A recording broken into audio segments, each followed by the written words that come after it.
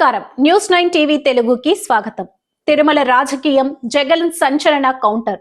ఇక breaking news చూస్తున్నాం. AP రాజకీయాల్లో దైవం కేంద్రంగా సాగుతున్న వార్ ఇప్పుడు పీక్స్ కి చేరింది.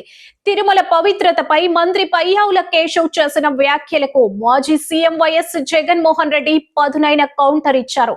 అది కూడా ఆధారాలతో. చరిత్ర తెలియని వాళ్లే మాట్లాడుతున్నారు.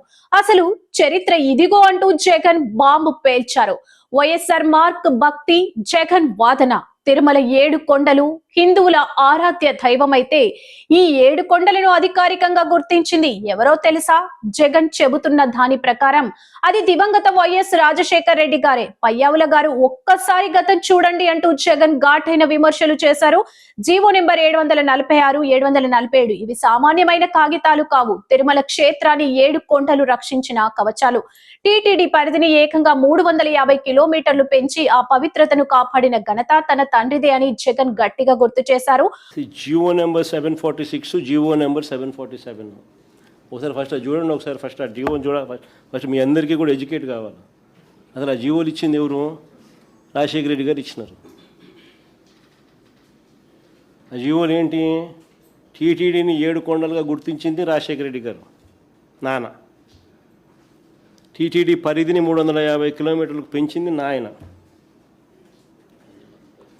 అన్యమత ప్రార్థనలు టీటీడీలోనూ మిగిలిన ఒక 19 గుడుల దగ్గర జరగకుండా కట్టడి చేస్తూ జీవోలు ఇచ్చింది కూడా నాయనే, వైఎస్ఆర్ఏ. అన్యమత ప్రార్థనలపై నిషేధం అసలు నిజమిదేనా?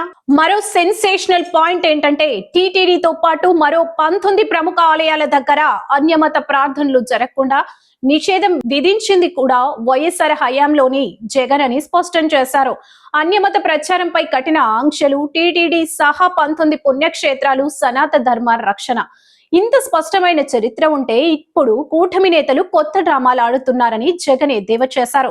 చంద్రబాబుపై యూటర్న్ అటాక్. ఇక జగన్ విమర్శలో అసలైన పదును ముఖ్యమంత్రి చంద్రబాబు నాయుడు వైఖరిపైనే. బాబు ఏ పార్టీలో ఉంటే ఆ పాట పాడతారు అంటూ జగన్ సటైర్లు వేశారు. నాడు ముస్లిం క్రిస్టియన్ ఓట్ల కోసం చంద్రబాబు బీజేపీకి దూరంగా ఉన్నప్పుడు వైఎస్ఆర్ ఇచ్చిన 746, 747 జీవోలను రద్దు చేస్తామని హామీ ఇచ్చారు. 746, 47 జీవోలు 2 వచ్చాయి.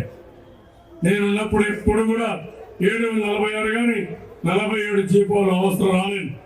ఈ ప్రభుత్వం వచ్చిన తర్వాత ఈ 2 జీవోలు కూడా వచ్చాయి. తెలుగుదేశం పార్టీ దీనికి వ్యతిరేకంగా ఉంటాం.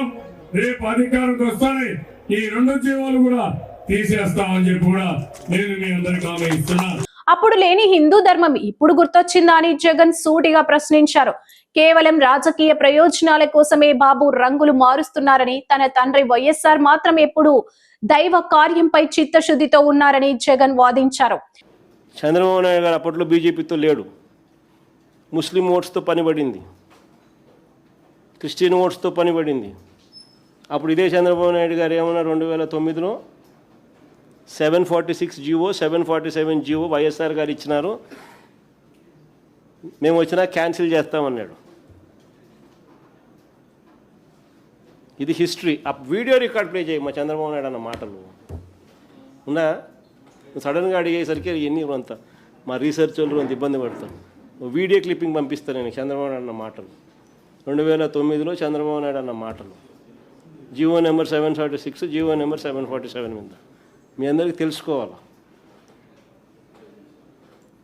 ఏ రకంగా చంద్రబాబు నాయుడు గారు ఏ పార్టీతో ఒక పార్టీతో ఉంటే ఆ పార్టీ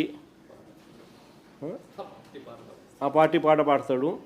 మళ్ళీ ఆయనకు ఓట్లు అవసరం ఉన్నప్పుడు ఆ పార్టీ వద్దు అనుకున్నప్పుడు మళ్ళీ ఓటర్తో మళ్ళీ వేరే రకంగా పని పడినప్పుడు మళ్ళీ ఏ రకంగా ప్లేట్ మారుస్తారనేది ఎగ్జాక్ట్గా నీకు ఆ GO number 746, GO number 747 YSR గారు చేసినది. ఆ తర్వాత చంద్రబాబు నాయుడు గారి ప్రసంగం 2009లో ఆయన చేసిన ప్రసంగం.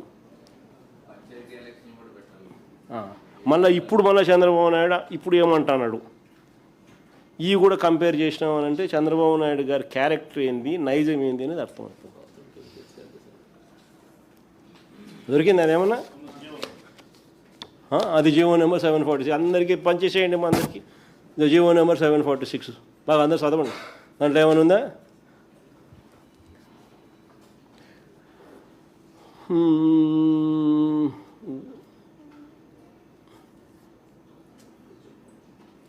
సారాంశం లేకబా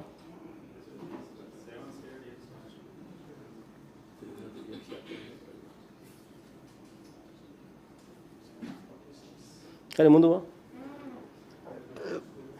పైకి బామ్మా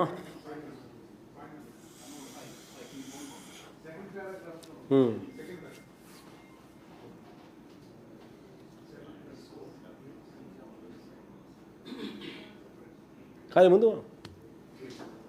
ఇంకా ముందు అమ్మ సారాంశం చదివితే సరిపోతుంది. జియోలు ఎప్పుడు కూడా ప్రిల్యూడ్ అంతా రాసి ఉంటారు, సారాంశం చదువుతారు.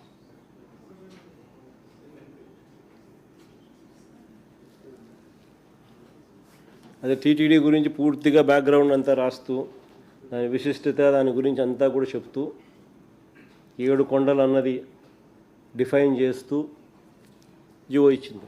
మొత్తానికి తిరుమల లడ్డూ వివాదం కాస్త ఇప్పుడు జీవోలు పాత చరిత్రల వైపు మళ్ళింది. పయ్యావుల విమర్శలకు జగన్ ఇచ్చిన ఈ చారిత్రక కౌంటర్ ఇప్పుడు పొలిటికల్ సర్కిల్స్ లో హీట్ పొట్టేస్తుంది. దీనిపై కూటమి నేతలు ఎలా స్పందిస్తారో చూడాలి. మరిన్ని అప్డేట్స్ కోసం చూస్తూనే ఉండండి మన News9 TV తెలుగు. జై హింద్.